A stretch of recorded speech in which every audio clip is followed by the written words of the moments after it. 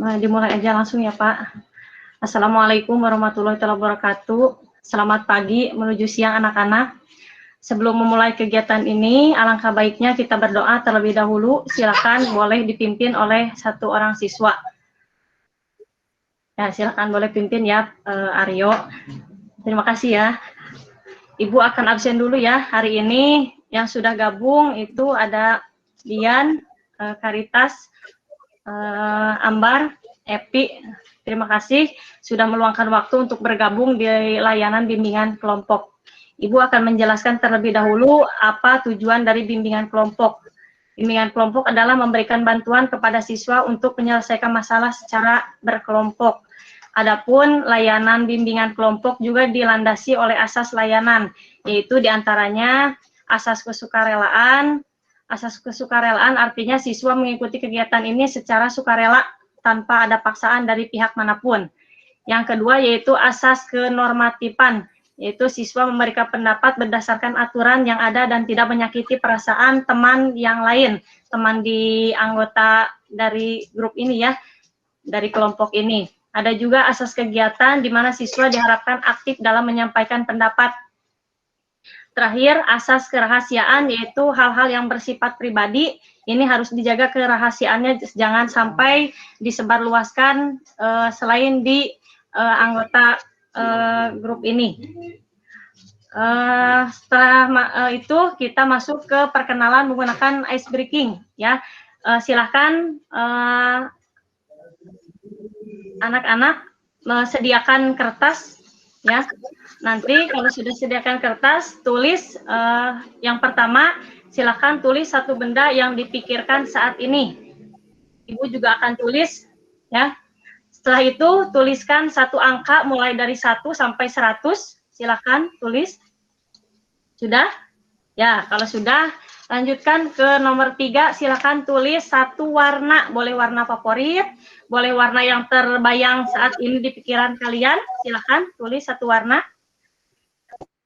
Ya, setelah selesai, silakan kertasnya ditunjukkan ke depan layar laptop atau layar komputer atau layar HP kalian masing-masing.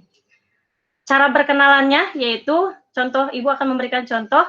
Perkenalannya dimulai dari Ibu, menyebutkan nama lengkap, alamat, dan dilanjutkan dengan ditambahi menggunakan 3 kalimat yang ditulis tadi. Contoh, Ibu yang pertama menyebutkan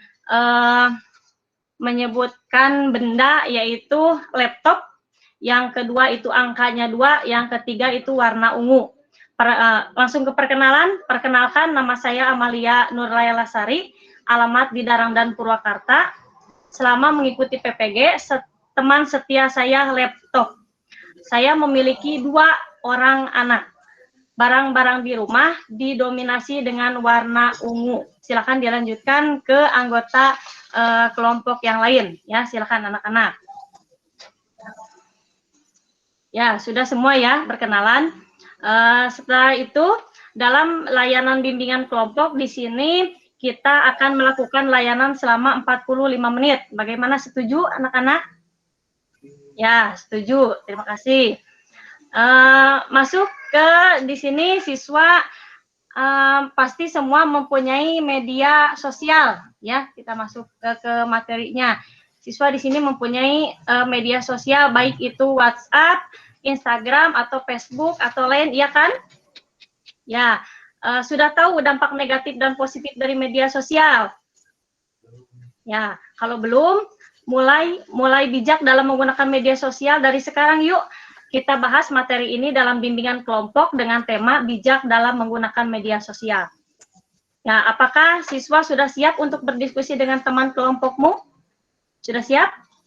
Ya, kalau sudah siap, silakan apabila ada yang mau ditanyakan terlebih dahulu sebelum kegiatan ini dilakukan. Sudah cukup anak-anak? Ya, kalau sudah cukup kita bisa mulai ya anak-anak. Silakan siswa atau peserta didik menyimak slide PowerPoint yang akan Ibu tayangkan.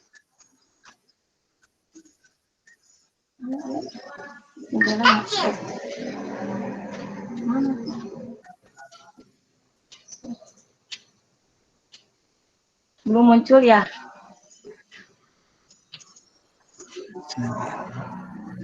Presentasi.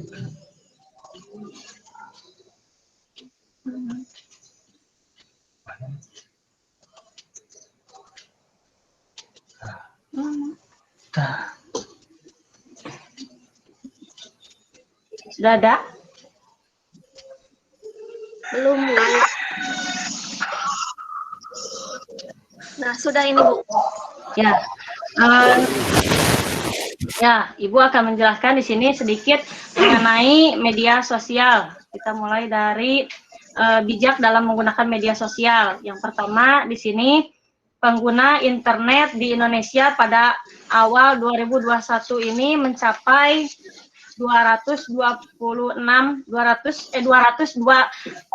juta jiwa. Sebagian besar menggunakan media sosial seperti Facebook, WhatsApp, Instagram, dan lain-lain. Biasanya yang digunakan itu dalam media sosial diantaranya berbagi opini, video, gambar, artikel, dan lokasi. Biasanya mencari lokasi. Adapun di sini pengertian dari media sosial supaya kalian mengingatkan kembali apa yang dimaksud dengan media sosial. Jadi tidak hanya menggunakan media sosial saja. Jadi kalian sudah memahami apa yang dimaksud dengan media sosial. Media sosial yaitu suatu alat atau media online yang digunakan oleh penggunanya untuk mencari suatu informasi yang dibutuhkan. Selain mencari informasi, media sosial juga digunakan sekarang untuk komunikasi yang dapat diakses dalam media sosial dengan waktu yang sangat singkat. Selain itu, selain pengertian dari media sosial, ada juga ciri dari media sosial. Ya, ini cirinya bisa dibaca.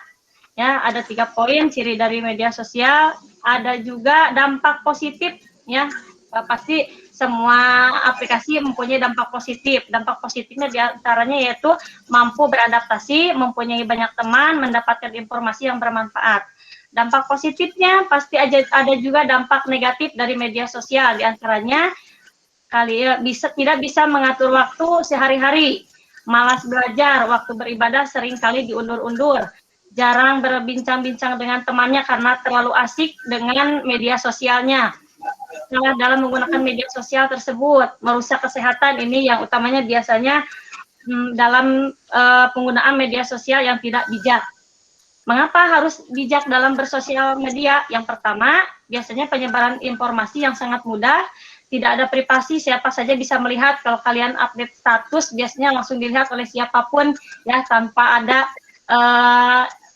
batasannya. Atau ada informasi juga yang belum pasti kebenarannya, biasanya banyak informasi yang hoax, ya. Ini ada juga cyberbullying, segala bentuk kekerasan yang dilakukan melalui internet seperti menghina, mengejek, mengancam, atau mempermalukan. Langkah bijak yang harus diperhatikan dalam media sosial diantaranya jangan asal posting konten. Tak perlu detail mencantumkan informasi pribadi, menjaga etika saat bersosial media, selalu waspada, jangan langsung percaya. Filter akun-akun yang diikuti juga itu yang paling penting, ya, atau hal-hal yang penting dalam bijak dalam menggunakan sosial media. Ini materi yang akan yang sudah Ibu sampaikan.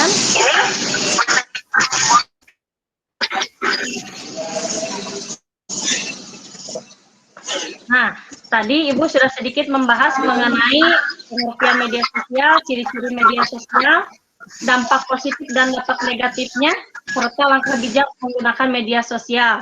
Sekarang silakan siswa berpendapat mengenai apa dampak positif dan dampak negatif yang dirasakan saat ini saat menggunakan media sosial.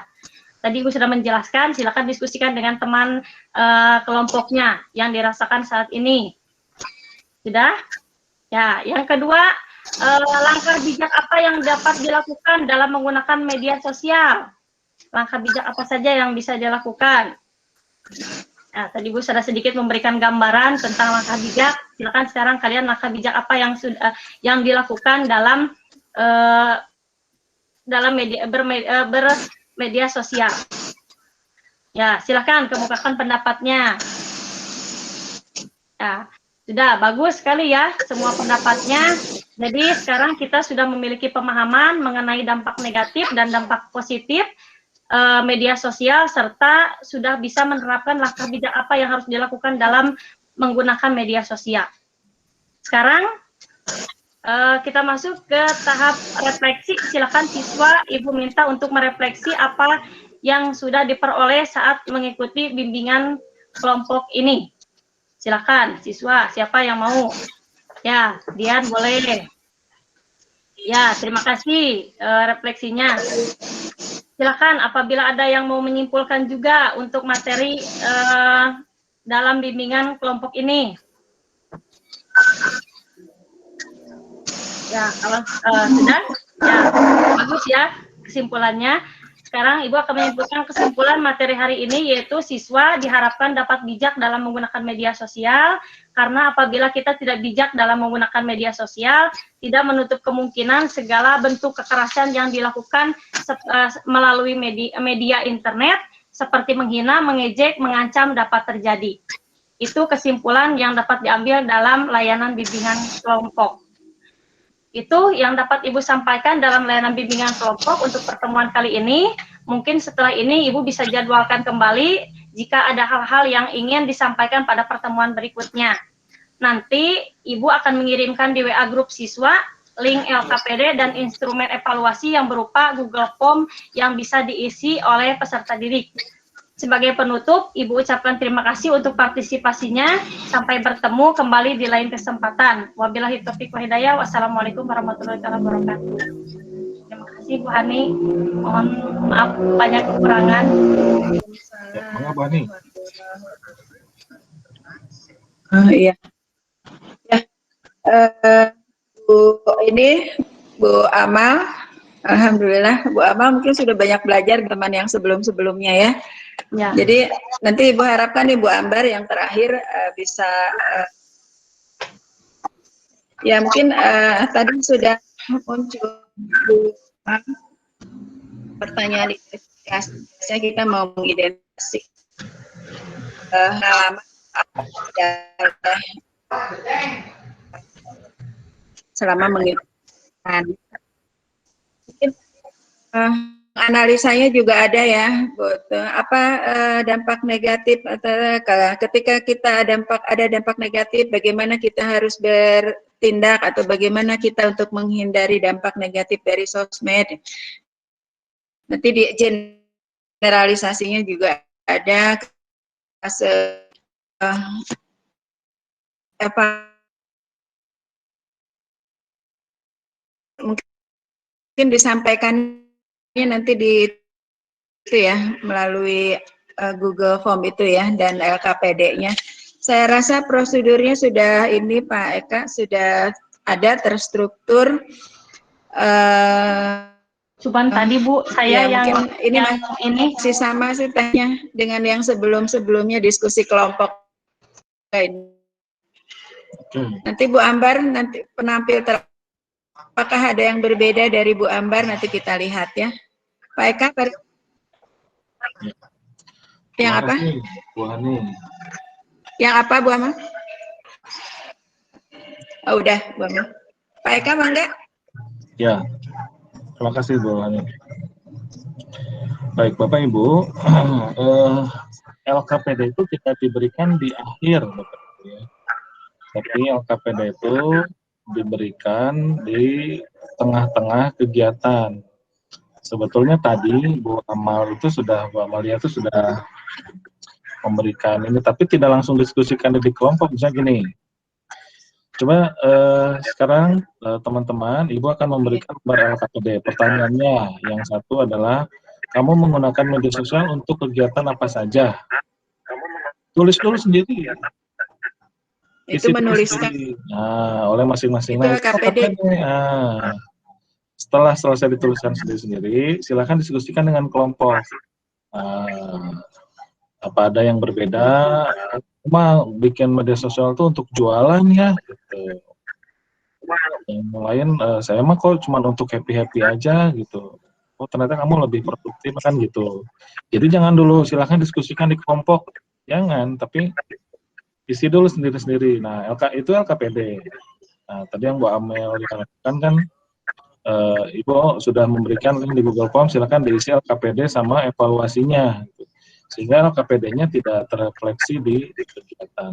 Bagusnya LKPD itu di tengah-tengah kegiatan, Silakan diisi teman-teman. Nah, Bapak Ibu akan melakukan analisis dan refleksi dari isian siswa tersebut. Nah, di akhir baru Ibu kirimkan ada link untuk evaluasi. Nah, itu oke, ya. Jadi teknisnya begitu. Jadi LKPD itu kalau di mata pelajaran itu kayak apa ya? Lihat lembar kerja siswa, latihan siswa. Nah, kalau di BK itu ya isian untuk dia mengeksplorasi dirinya sendiri kan gitu ya. Kamu media sosial apa saja yang kamu punya untuk digunakan untuk apa saja. Nah, itu ditulis sendiri dulu siswa. Kemudian dampak apa yang paling parah yang kamu pernah alami ketika kamu salah menggunakan media sosial. Kan itu jadi pengalaman pribadi yang menarik. Nah, itu ditulis. Setelah itu diskusikan di kelompok, silakan. Apa yang beda, apa yang sama gitu ya. Oh, ternyata media sosialnya si A cuma 1, yang ini udah 10 media sosial. Kamu nggak ribet, mana cara ngelolanya? Kayaknya sehari-hari kamu cuma medsosan aja, nggak kerja, nggak belajar gitu ya. Dan itu jadi refleksi nanti di akhir itu. Punya akun media sosialnya 1, ngaco, ada yang 5, ada yang 10. Nah, itu nanti Bapak Ibu akan refleksi, apa manfaatnya ketika kamu punya 10 akun medsos? Apa manfaatnya ketika kamu gunakan medsos untuk berjualan? Apakah laku nggak kalau jualan di medsos? Kan itu jadi refleksi yang menarik gitu. Siapa tahu jadi inspirasi kan, oh ya kayaknya saya perlu jualan ya di medsos kan gitu. Jadi bukan hanya untuk yang pamer gitu. Ya, sisanya saya sepakat dengan Bu Hani. Amel sudah belajar dari teman-teman yang lain, jadi sudah terlihat lebih baik ya. Ya, silakan dilanjutkan.